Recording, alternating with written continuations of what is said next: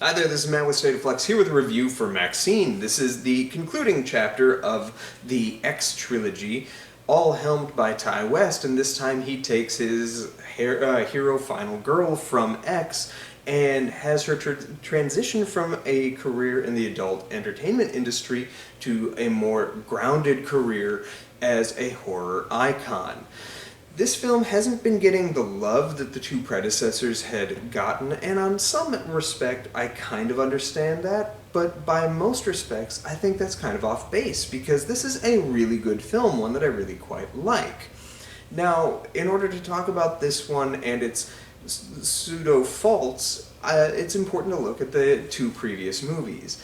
I think X worked as well as it did because Ty West was able to voice in a very savvy kind of way the way that the horror film kind of operates in a very similar fashion to both comedy and adult film, which is all of them are predicated on some kind of rising tension before a release, be it a scream, a laugh, or climax.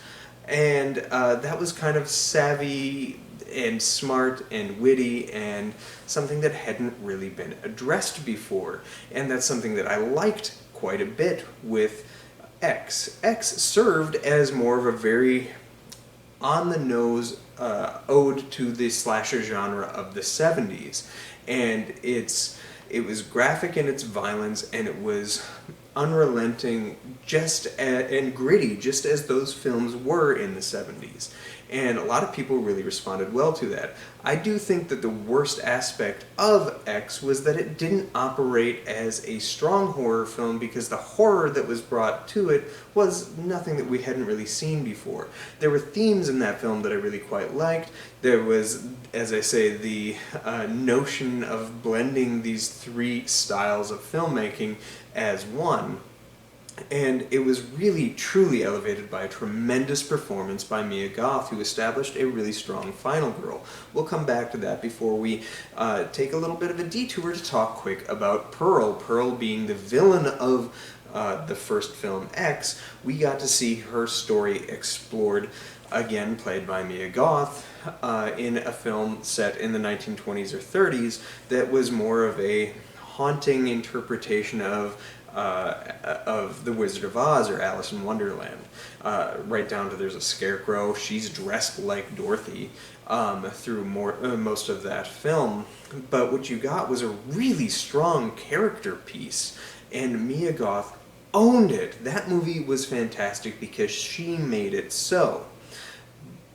This film is a direct sequel to X, following the Maxine character, and the only thing that I bump into creatively is this doesn't really have any insight into the film industry in any way, such as the first X does, and it's not a really particularly great character study as Pearl was.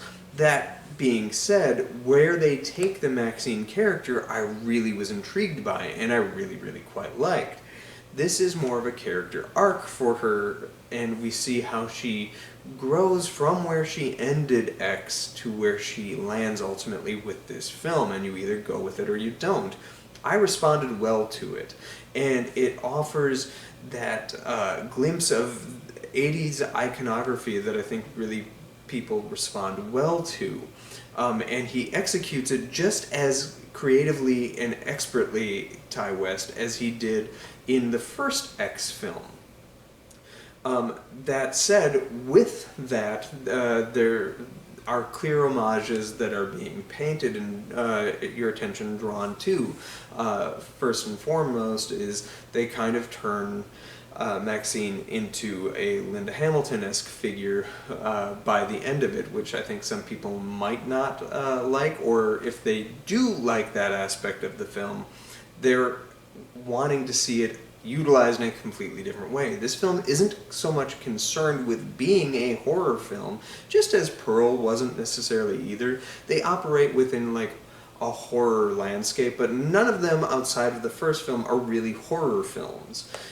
This has a serial killer, the Night Stalker, that's preying upon young girls in Hollywood, or young women in Hollywood, and that aspect is there, but this isn't a slasher.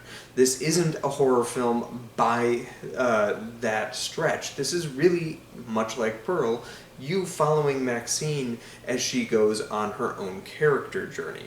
The character journey that she goes on is much the similar one that she went on in the first film, so that is where I think people are not responding, because Pearl did something so wickedly different.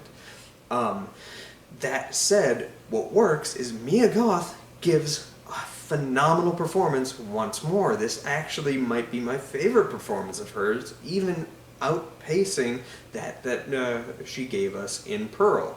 I think she is surrounded by an excellent cast this time around, where people are giving really atypical and interesting performances that you wouldn't expect, be it Kevin Bacon, who's an absolute scene stealer, or even people like Halsey or Lily Collins, who are doing stuff that you wouldn't expect or don't expect out of these people in this film.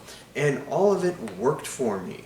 I really embraced it, and I liked that it wasn't a traditional horror, and I liked that, while the film is by no means toothless, it is very violent and whatnot, there is a gloss to the violence. This is much more hearkening to like a Friday the 13th level of violence. The gritty realism of the 70s violence is absent, and instead you have this glossy, overly exposed flourishes that you would see in 80s films, where everything was splayed for you on screen, but you could see the artifice to it at the same time. And that worked for me.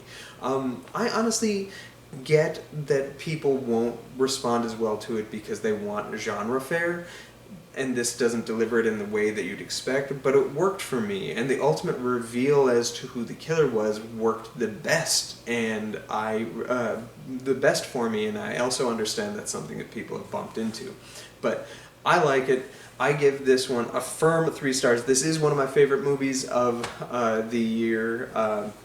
Admittedly, it's been a bit of a lackluster year, but this would make my top 5, and I really hope that you like it as well. Let me know what you thought of this film in the comments section down below. Thanks for watching, like, subscribe, do all that good stuff.